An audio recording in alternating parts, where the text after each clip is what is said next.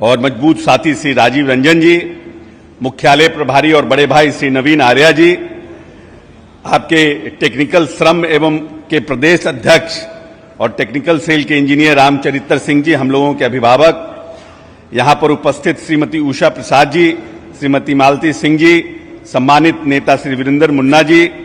सम्मानित मंच पर बैठे साथी श्री अशोक जी एवं सभी साथी जो इस सभागार में यहां पर उपस्थित हैं, आप सबका अंतर्राष्ट्रीय श्रमिक दिवस पर हम पार्टी के मुख्यालय, बिहार के मुख्यालय और कर्पूरी सभागार में हार्दिक अभिनंदन और आप सबका स्वागत करते हैं। राष्ट्रीय श्रमिक दिवस का निर्माण इस दिन को इसलिए किया गया था कि देश के निर्माण में जिनकी महती भूमिका रही, चाहे वो ईंटा ढोने वाला मजदूर हो, चाहे ऑर्गेनाइज सेक्टर का मजदूर हो, लेबर हो, या टेक्निकली साउंड लेबर हो, सबको कहीं ना कहीं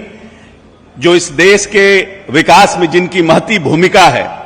और जो सरकार के नियम कानून और जो सरकार की इच्छा शक्ति है उसको जमीन पर उतारने का काम करता है, उसको एक दिन हम सब लोग सम्मानित करने का काम करें और उनको रिकॉग्नाइज करने का काम करें। आज इस देश के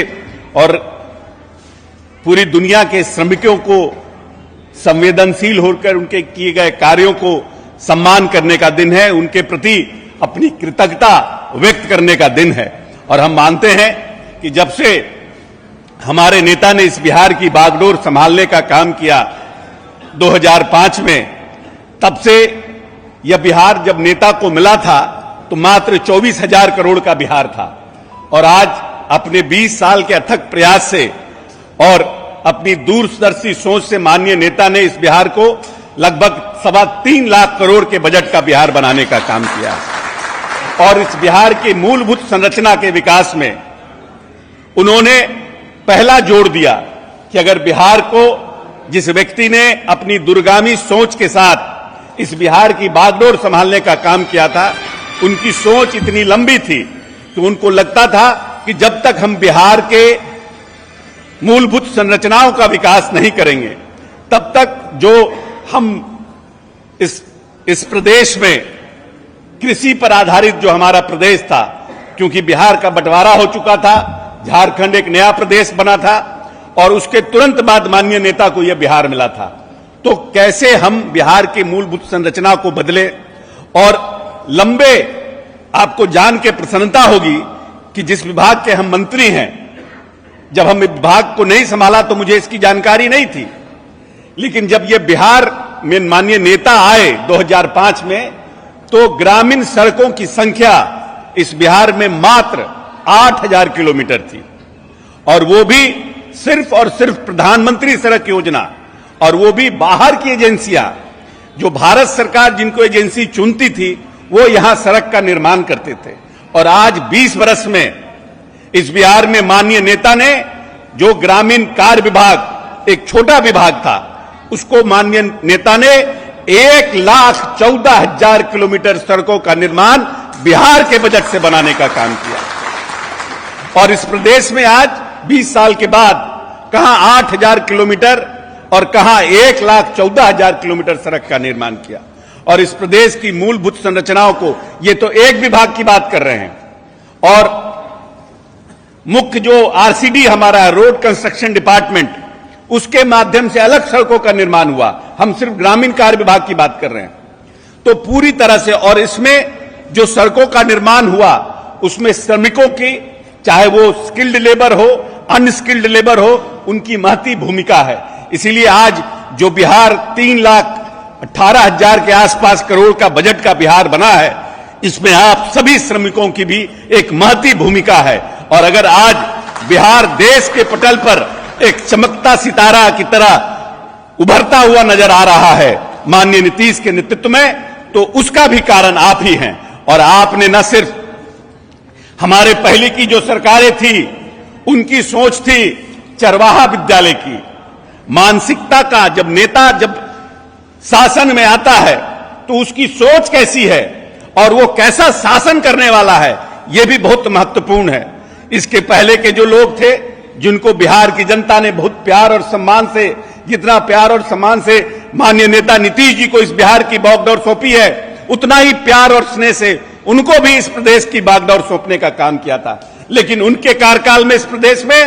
लाठी गुड़ावन तेल पिलावन रैली होती थी और हमारे नेता इस प्रदेश में बदलाव रैली करते हैं, प्रगति रैली करते हैं। इसके पहले लोगों की विचारधारा इस प्रदेश में चरवाहा विद्यालय की थी। हमारे नेता इस प्रदेश में आईआईटी, बीआईटी, एनआईटी, इस प्रदेश में चाणक्य लॉ इंस्टीट्यूट की स्थापना, आर्यभट्ट नॉलेज विश्वविद्यालय की स्थापना, निफ्ट की स्थापना, इस तरह करके 108 पॉलिटेक्निक का निर्माण इस प्रदेश में किया है।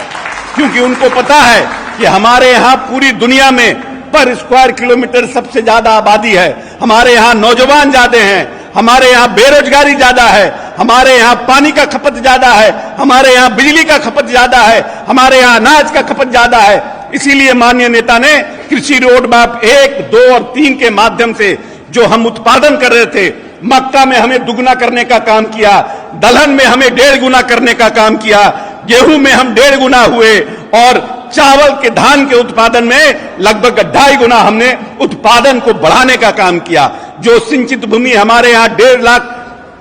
हेक्टेयर था हमारे पास, उसको माननीय नेता ने 2 लाख, 2.25 लाख करने का काम किया। और पिछले 5 बिहार, जिसको बीमारू राज्य कहा जाता था, माननीय नेता के नेतृत्व में पिछले 5 साल का जो देश का सबसे बड़ा एग्रीकल्चर सेक्टर का क्रमण्य पुरस्कार है, उसको लेने का बिहार काम किया है। इसीलिए बिहार एक महफूज हाथ में है, बिहार एक दूरदर्शी नेतृत्व के हाथ में है। और जो आने वाला हमारा 5 साल है, ये बिहार के आर्थिक सफलता का समय है। हम आर्थिक रूप से कैसे सशक्त हो, हमारी मूलभूत संरचना बनी, हम शिक्षा के क्षेत्र में आगे बढ़े, हम कृषि के क्षेत्र में आगे बढ़े, हम बिजली के क्षेत्र में आगे बढ़े, हम सामाजिक न्याय के क्षेत्र में आगे बढ़े। हमने इस प्रदेश में जब बिहार मिला था नेता को, 118 नरसंहार का यह बिहार था, जहां पर जातीय उन्माद अपने चरम पर था, नक्सलवाद अपने चरम पर था। और माननीय नेता ने पंचायती राज व्यवस्था में पिछड़ा, अति पिछड़ा और महिलाओं को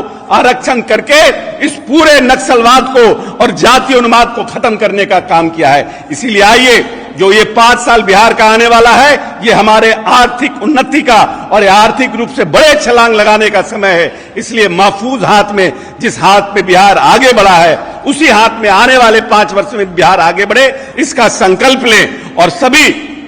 जो श्रमिक सेल है, श्रमिक हमारा जो विभाग है, जिसके विभाग के हमारे अध्यक्ष जी हैं, हम इनसे आग्रह करेंगे कि हम लोगों ने लेबर डिपार्टमेंट के माध्यम से ऑर्गेनाइज्ड और अनऑर्गेनाइज्ड सेक्टर्स के लिए इंश्योरेंस पॉलिसी की व्यवस्था की है। जो लोग दिहाड़ी मजदूर का काम करते हैं, जो लोग सब्जी बेचने का काम करते हैं, उन सब के लिए भारत सरकार के मदद से हम लोगों ने इंश्योरेंस पॉलिसी लाने का काम किया है। जो भी लोग हेल्थ सेक्टर में बीमार होता है या किन्हीं की तबीयत खराब हो जाती है, किन्हीं का डेथ हो जाता है, उसमें एक इंश्योरेंस पॉलिसी का प्रावधान किया गया है कि उनको हम सिक्योर कर सकें। उसका ज्यादा से ज्यादा फायदा हम लोग अपने जो हमारे वोटर हैं, जो हमारे लोग हैं, उनको मिल सके, उसकी जानकारी लेकर के ज्यादा से ज्यादा करने का प्रयास करना चाहिए, जिससे ज्यादा से ज्यादा लोग नेता के प्रति और जो हमारी पॉलिसी है उसके प्रति आकर्षित हो सके। बहुत बहुत धन्यवाद। जय बिहार, जय नीतीश कुमार।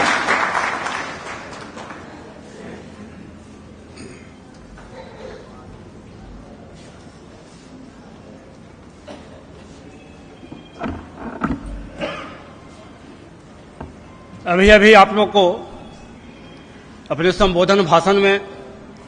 माननीय मंत्री अशोक चौधरी जी, ग्रामीण कार्य मंत्री, बहुत सारी जानकारियां दी बिहार विकास के बारे में, मजदूरों के लिए क्या हमारा बिहार सरकार की है और कर रही है, और मजदूरों का क्या फर्ज था, और मजदूरों के प्रति हम लोग का क्या सहानुभूति होनी चाहिए। तो हम समझते हैं एक उपदेशवर्धक बात इन्होंने बोला। ये अपने भाषा में जितनी जानकारी हम लोग को दिए हैं, इस पर पहल करने की जरूरत है। अब इस कड़ी को आगे बढ़ाते हुए जिला अध्यक्ष मनोज कुमार झमन